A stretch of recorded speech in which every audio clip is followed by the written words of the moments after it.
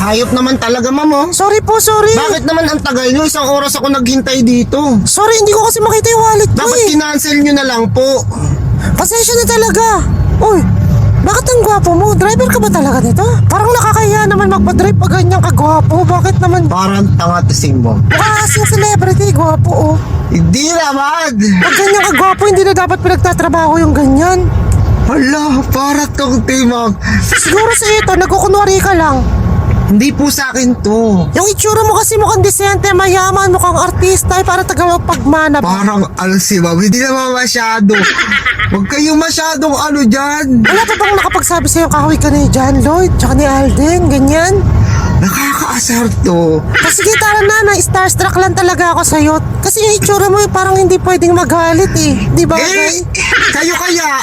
Siyempre, nainis lang ako kasi naghintay ako. Pero, Di halata. hindi naman ako nagagalit basta. Ito naman, isang oras lang yun. Kahit isang araw ko kayo hintayin, okay lang eh. Diba Wala, kayo? gwapo na mabait pa. Grabe naman ang perfect mo naman. O sige na.